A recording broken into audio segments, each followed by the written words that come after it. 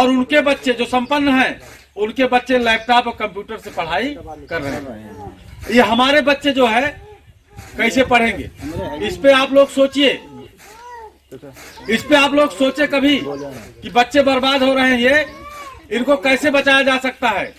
उनका तरीका मैं बताने आया हूँ आपको कि आप लोग जो है गांव में एक दो लोग जो पढ़े लिखे लोग हों उनको बुलाइए कि भैया संध्या के 1 घंटा 2 घंटा लड़कियों को बैठा के पढ़ाई देवा करो।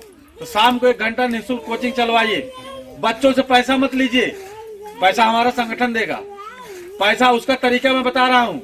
गांव के लोग, आप लोग 10 रुपया 20 रुपया 50 रुपया चंदा लगाइए, चंदा लगाइए गांव के लोग। एक टीचर की जिम्मेदारी आप लोगों को स्वयं निभानी होगी। उसका तरीका मैं बता रहा हूँ, कैसे निभाओगे आप जिम्मेदारी उसको।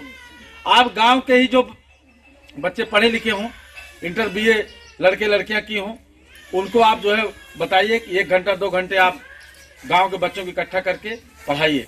और उनको जो लोग पढ़ाएं उनको 1000-2000 रुपया महीना आप लोग दे सकते हैं।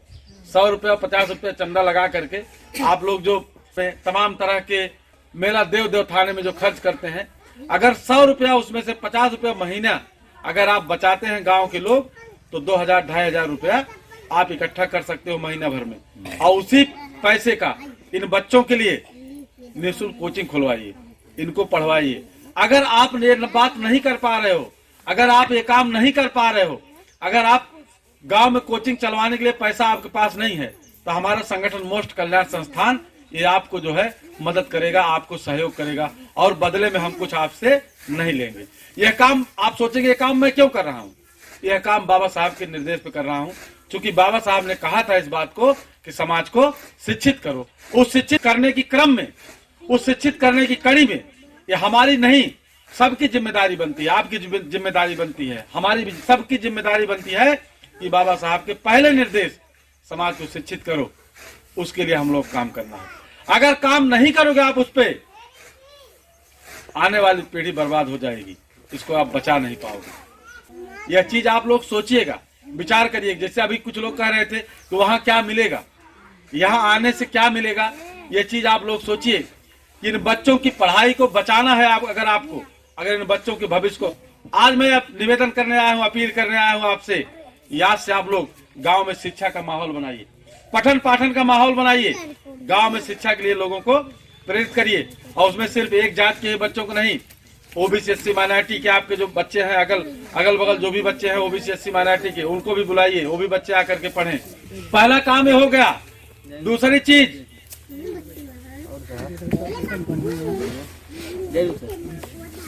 शिक्षा पे सबसे पहले काम होना चाहिए। ये बात मैं कह के जा रहा हूँ यहाँ। हाँ, आप लोग अगर शिक्षा पे काम करते हो, चूंकि मैं जबरदस्ती नहीं कर सकता, मैं अपील ही कर सकता हूँ, मैं सिफारिश ही कर सकता हूँ, मैं सहयोग करने के लिए तैयार हूँ, मैं सहयोग करने के लिए तैयार हूँ। आप इस काम को करिए।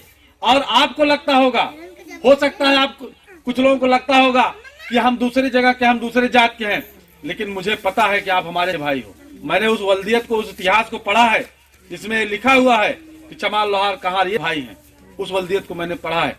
उस जानकारी के बाद मैं ये चाहता हूं कि ये बच्चे हमारे हैं, इन बच्चों के लिए पढ़ाई के लिए अगर खर्च की जरूरत पड़े तो हम लोग उसके लिए सहयोग करने के लिए तैयार हैं और उसके लिए सहयोग करेंगे। आप लोग इस काम के लिए आगे आइए। अगर आप लोग इस काम के लिए आगे आते हो, मान लीजिए कोचिंग आप लोगों ने खुलवाया है और पैसा आपके पास कम पड़ रहा है, जितना पैसा महीने में कम पड़े, आप हमारे नवीन जी से जो है बता दीजिए इतना। जैसे मान लीजिए आपने 1500 रुपया आपको महीने में इकट्ठा हुआ और टीचर जो है ले रहा है 3000 रुपया, टीचर को 3000 दे रहे हैं, तो 1500 रुपया कम पड़ रहा है आपका। आप हमारे नवीन जी से बताइए कि भैया कोचिंग शुरू की लेकिन पैसा कम पड़ता बा, तो पैसा जितना कम पड़ेगा उतना पैसा हमारा संगठन आपको हर महीने दिया करेगा। लेकिन कि आप लोग जो पैसा नाजायज बर्बाद कर रहे हो, उस पैसे को नाजायज बर्बाद करना बंद कर दो।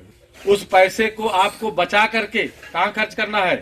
शिक्षा पे खर्च करना है, पढ़ाई पे खर्च करना है, क्योंकि शिक्षा से बड़ा दान और कोई दूसरा बड़ा दान नहीं होता है। यह चीज आप लोग करिए। इसमें जितना कम पड़ेगा पैसा, उतना पैसा हमसे, हमारे संगठन से, हमारे संगठन के पदाधिकारी हैं नवीन जी, इनसे आप लोग लीजिए, इनसे आप बताइए, संगठन आपको पैसा देगा। ऐसा नहीं है हम बहुत बड़े अरबपति नहीं है, लेकिन चूंकि मैं मिशन का काम कर रहा हूँ, बाबा साहब के मिशन पे काम कर रहा हूँ, तो बड़े बड़े इंजीनियर डॉक्टर्स जो आज बाबा साहब की बदौलत बड़े बड़े पद पे हैं, वो हमको बुला बुला करके 10,000 5,000 रुपया सहयोग देते हैं।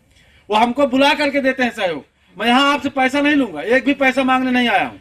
आपको पैसा मैं दूंगा, हमको पैसा मिलता है, ऐसा नहीं कि मैं इंटर कॉलेज नौकरी इतनी बड़ी नहीं है कि हम सबको पूरे जिले को जो है, लेकिन हमको बड़े बड़े लोग पैसा देते हैं, क्योंकि उनको पता है कि श्यामलाल निषाद बाबा साहब के मिशन को आगे बढ़ा रहे हैं।